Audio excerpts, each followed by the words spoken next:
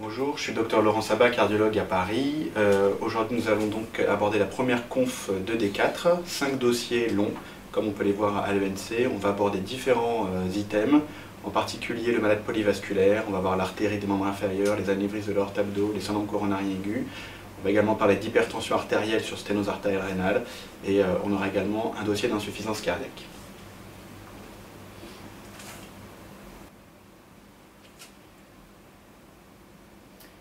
Premier dossier.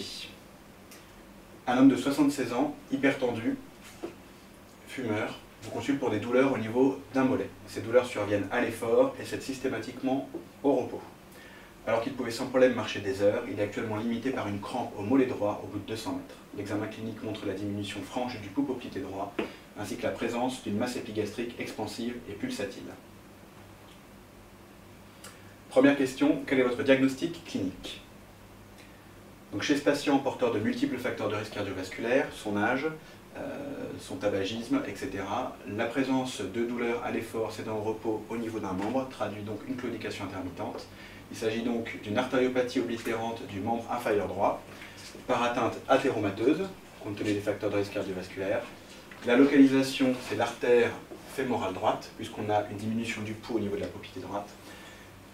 Cliniquement, il s'agit d'une claudication intermittente de stade 2 de Lericher-Fontaine. Le stade 1 correspond à l'absence de symptômes et à la diminution d'un pouls à l'examen. Le stade 2 a une claudication intermittente, plus ou moins importante.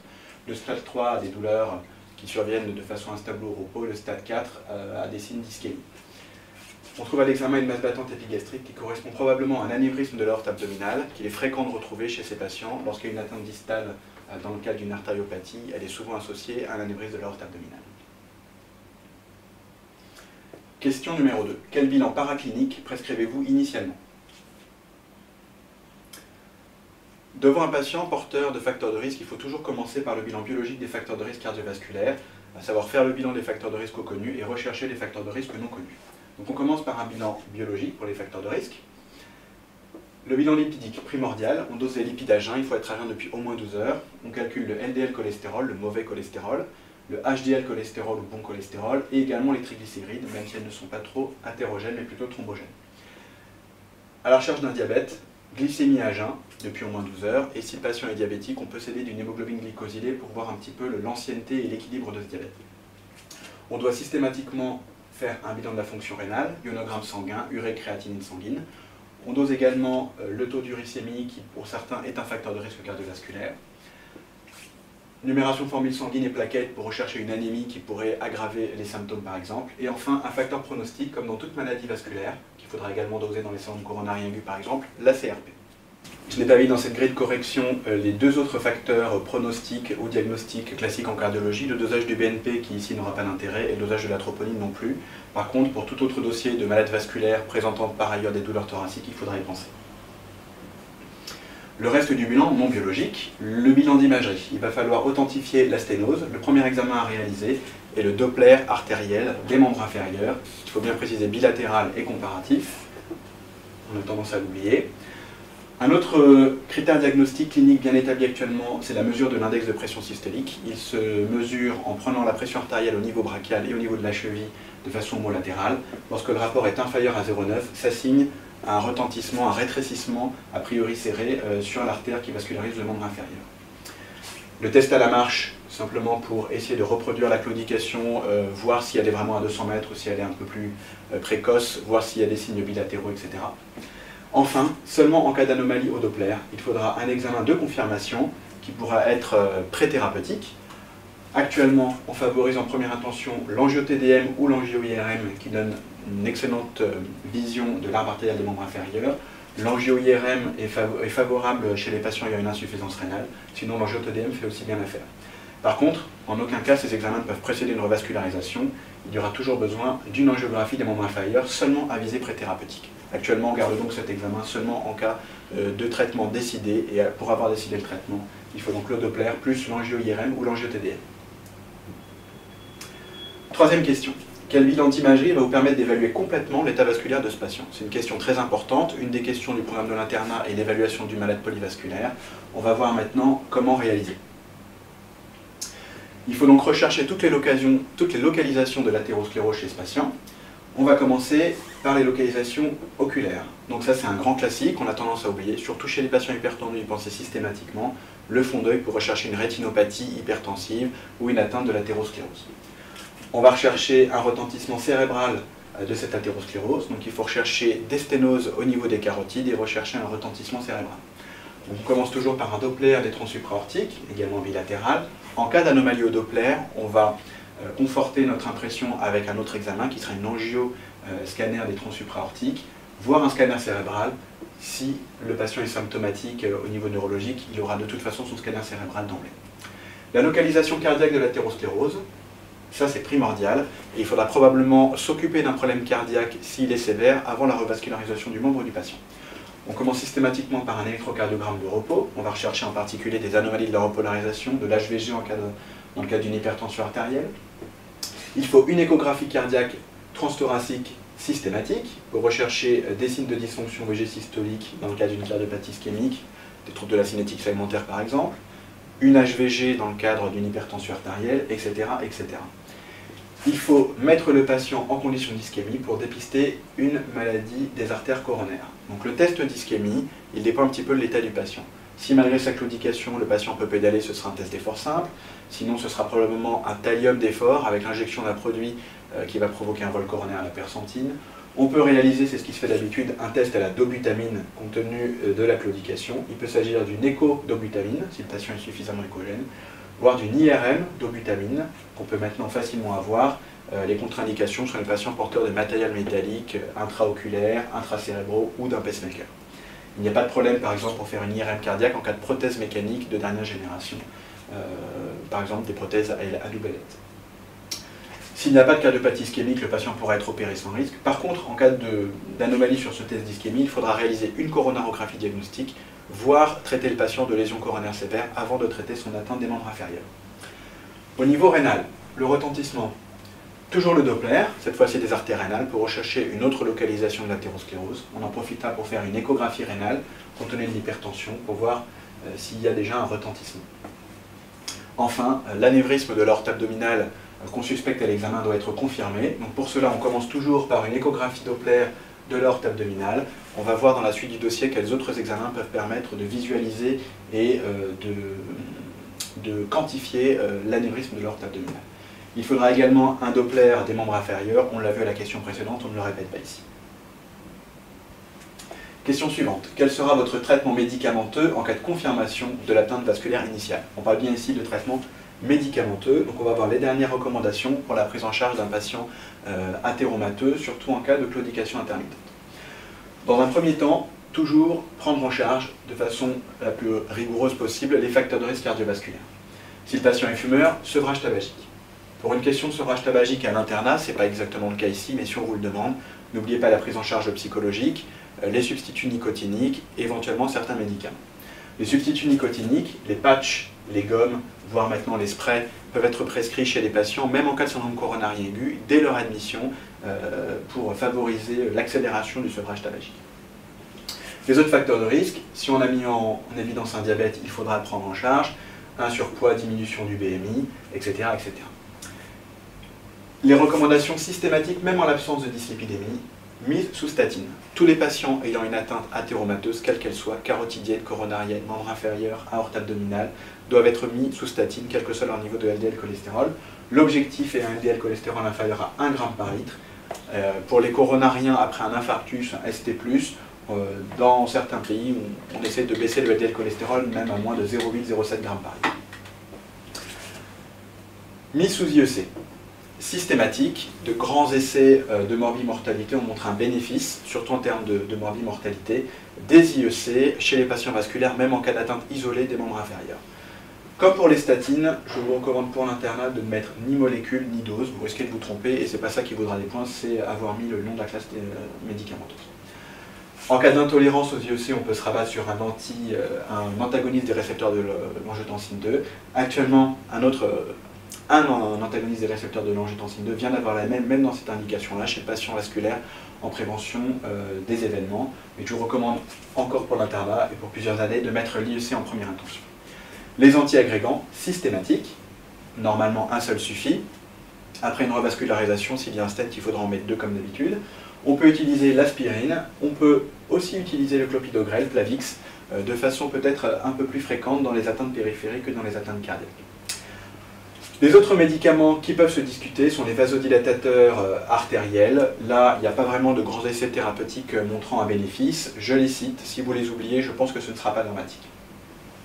Autres médicaments, chez les maladies hypertendues ayant un anévrisme de l'aorte abdominale, pour stabiliser la taille de l'anévrisme, diminuer en fait l'accentuation de la taille de l'anévrisme, on utilise en général un bêta-bloquant. La seule restriction chez ce patient, en cas de claudication sévère, en cas d'ischémie sévère, on ne pourra pas utiliser de bêta-bloquant. Il faudra alors se rabattre sur un inhibiteur calcique bradycardisant. S'il n'y a pas de signe d'ischémie franche ou sévère, on pourra par contre utiliser un bêta-bloquant. Enfin, ça ne fait pas partie des médicaments, mais il faut quand même le signaler, la rééducation à la marche. Il faut préconiser chez les patients ayant une atteinte des membres inférieurs une activité physique régulière de marche modérée, si possible quotidienne. Ça va permettre de développer une circulation collatérale, ce qui va diminuer les signes d'ischémie et parfois même suffire pour traiter les patients. Question suivante. Que proposer en cas de sténose serrée au Doppler, courte et isolée, en plus de ce traitement médicamenteux? Donc là, on insiste bien sur la nécessité, quel que soit le geste de revascularisation, de garder tous ces médicaments. On va donc lui proposer une revascularisation. Comme la sténose est courte, serrée et a priori accessible, le traitement de référence sera une revascularisation par angioplastie, comme on dilaterait une artère coronaire, donc également avec la mise en place d'un stent, uniquement de la lésion responsable de la claudication. Lorsque la sténose est visualisée au Doppler, il faut, comme on l'a vu tout à l'heure, la confirmer par un angio-TDM ou une angio-IRM. Une fois que la sténose est complètement confirmée, on va, si on décide de faire un traitement par angioplastie, proposer au patient une artériographie des membres inférieurs et dilater dans un même temps. En cas de traitement chirurgical, ça veut dire si l'angioplastie est impossible, c'est plutôt des lésions plus longues, des lésions plus distales ou inaccessibles à une revascularisation par angioplastie, là par contre il n'y aura pas forcément besoin d'une artériographie. Ensuite, ne pas oublier la prise en charge de l'anévrisme de l'aorte abdominale, qui se fera soit dans le même temps, soit dans un deuxième temps. On va voir dans la suite du dossier comment procéder. Question suivante, la question 6. Quels examens permettent l'exploration de la masse battante épigastrique? Donc il s'agit a priori d'un anévrisme de l'aorte abdominale. On va voir quels examens prescrire. Évidemment, ici je vais citer tous les examens qui peuvent être utiles, même s'il ne va pas falloir tous les réaliser. Toujours commencer pour l'internat par la bonne vieille radiothorax ou le bon vieil abdomen sans préparation, même s'il va nous donner très peu de renseignements. Ici, on va visualiser la dilatation et la calcification de l'aorte abdominale en voyant justement des opacités qui correspondent aux calcifications. Ensuite, les examens pour faire le diagnostic. On commence toujours par un Doppler ou une échographie avec Doppler de l'aorte abdominale.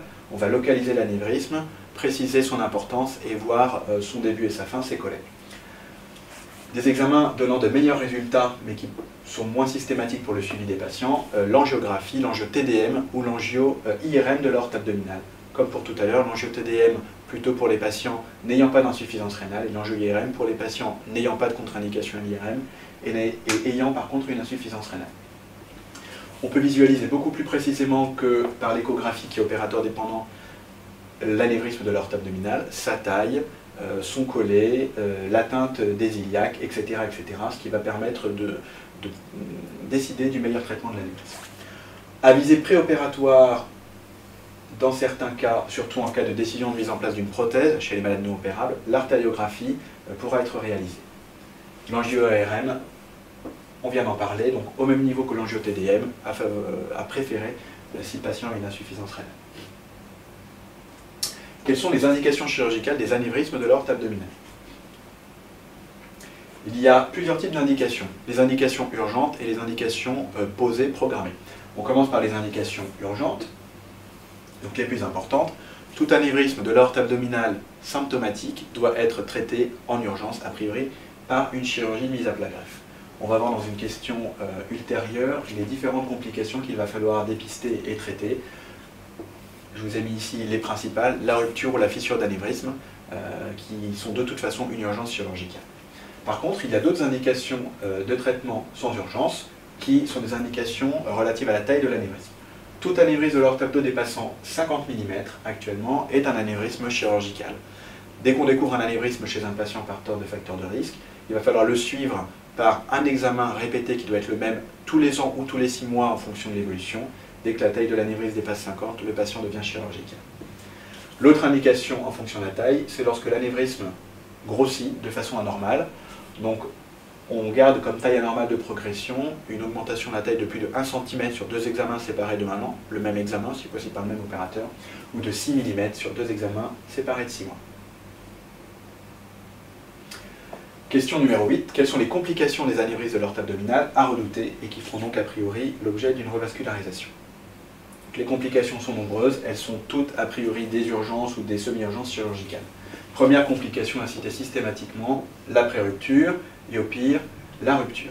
La pré-rupture, un tableau clinique de douleur abdominale intense à type de coup de poignard dans un contexte inflammatoire, ce qui favorise la fragilisation de la paroi vasculaire. Chez un patient ayant des facteurs de risque d'athérosclérose, un patient étant connu suivi pour un anévrisme de l'aorte abdo, ou un patient ayant une maladie du tissu élastique par exemple, ce qui est plus rare. D'autres types d'atteintes, en dehors de la pré-rupture du syndrome fissuraire qui est la plus classique, la rupture elle-même. La rupture peut se faire dans le rétropéritonéal, dans le péritoine, elle peut également se faire dans la veine cave inférieure, mais également, ce qui n'apparaît pas sur cette diapo, dans le tube digestif, dans le duodénum. La rupture dans la veine cave inférieure va donner des fistules artério-veineuses, des signes d'insuffisance cardiaque à débit élevé, donc ça peut se fermer et il faudra préopérer l'anévrisme. La rupture dans le duodénum donnera un tableau clinique d'hémorragie digestive haute. Tous les anévrismes de l'aorte abdo se thrombosent, et donc à chaque fois qu'il y a un thrombus dans une artère ou dans le cœur, il y a un risque d'embolie distale périphérique artérielle. Les compressions, seulement en cas d'anévrisme très important, donc par exemple négligé ou méconnu jusque-là. Classiquement, on parle de compression également du duodénum, qui peut donner des tableaux de sténose du pylore, des vomissements. Compression de l'urtère gauche, des tableaux rarissimes d'hydronéphrose, d'augmentation de la taille du rein gauche avec insuffisance rénale secondaire. Et enfin, décompression des racines nerveuses avec des tableaux de radiculalgie. Ces tableaux sont très rares. En général, les patients sont opérés en cas de syndrome fissuraire ou en cas d'augmentation de la taille de l'anévrisme, comme on l'a vu dans la diapo précédente. On revient sur quelques diapos maintenant sur les patients polyathéromateux et sur les anévrismes de l'aorte, ainsi que sur l'atteinte des membres inférieurs. Donc cette diapo, simplement pour vous rappeler les facteurs de risque cardiovasculaire à dépister, à prendre en charge. Donc, le tabagisme, l'augmentation du cholestérol, en particulier l'élévation du LDL cholestérol et la diminution du HDL cholestérol, l'hypertension artérielle, des chiffres supérieurs à 14,9 de pression artérielle chez un patient non diabétique, non insuffisant rénal, l'obésité et la sédentarité, augmentation du BMI, et enfin le diabète, caractérisé ici par les petits carreaux de sucre. Donc initialement, localisation de plaques d'athérome dans la paroi de l'artère. Ces plaques d'athérome vont grossir petit à petit en l'absence de prise en charge, donc donner des symptômes à l'effort puis des symptômes au repos lorsque les plaques se fissurent. La fissuration de plaques s'accompagne d'une agrégation plaquettaire qui va pouvoir obstruer complètement l'artère. Donc là, ce sera pour les membres inférieurs l'ischémie du membre, pour une artère coronaire, un infarctus du myocarde, et pour une artère cérébrale, un accident vasculaire cérébral ischémique. Ici, on a une coupe anatomique d'une artère. Ici, il s'agit d'une artère de lapin. Donc on voit ici la paroi de l'artère avec la plaque d'athérome qui va obstruer petit à petit. Ici, il ne reste qu'une toute petite lumière pour permettre au sang de passer. Donc au repos, ça pourra suffire, mais à l'effort, ça va provoquer des symptômes, une adaptation au niveau des membres inférieurs, une claudication intermittente. Ici, l'artère est complètement occluse.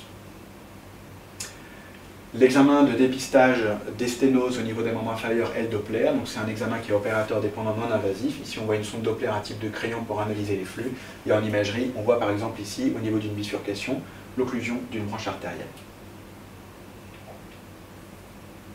Pour préciser les lésions et à visée préthérapeutique, on peut utiliser une artériographie, par exemple ici une sténose iliaque bilatérale prédominant à droite, comme on peut le voir là. Lors d'une artériographie, la sténose avait été vue au Doppler, confirmée par exemple pour l'angio IRM, et accessible à une revascularisation. On voit ici le guide d'angioplastie dans l'artère, et ici un énorme stent qui a été déployé. Voilà par exemple des images d'imagerie en cas d'anévrisme de l'aorte abdominale, qui sont exactement les mêmes en cas de claudication isolée. On a ici une angio IRM de l'aorte abdominale, donc vous voyez à quel point ces images sont précises et non opérateur dépendantes. Donc ici une aorte avec un calibre déjà augmenté, ici une diminution de calibre, et là une franche augmentation du calibre au niveau de la bifurcation avec les deux iliaques. Il s'agit donc d'un anévrisme aorto-biiliaque. Pour traiter ce patient, il faudra une endoprothèse aorto-biiliaque. Et en général, pour tous les patients, c'est ce traitement chirurgical qui est préconisé. On peut voir lors du même examen une atteinte périphérique des membres inférieurs, une atteinte des artères rénales, etc., etc. Ici, il s'agit d'un scanner avec reconstruction 3D. Il ne s'agit pas du même patient, mais presque. On a des images peut-être un peu moins précises, mais qui sont assez spectaculaires. Par exemple, ici, de l'anévrisme de l'aorte abdominale. En conclusion, dans ce dossier, on a pu voir la prise en charge globale d'un patient polyathéromateux. Ici, on a choisi une atteinte des membres inférieurs et de l'aorte abdominale. On aurait très bien pu avoir une atteinte cérébrale, une atteinte cardiaque associée. Il ne faut pas oublier de dépister et de corriger tous les facteurs de risque cardiovasculaire. Et enfin, ne pas oublier qu'une chirurgie d'un anévrisme de l'aorte abdo ou d'une dilatation d'une artère de membre inférieur doit s'accompagner d'une prise en charge médicamenteuse globale. Les items rencontrés, donc l'item 131, artériopathie oblitérante des membres inférieurs et anévrisme, item 129, facteurs de risque cardiovasculaire et prévention.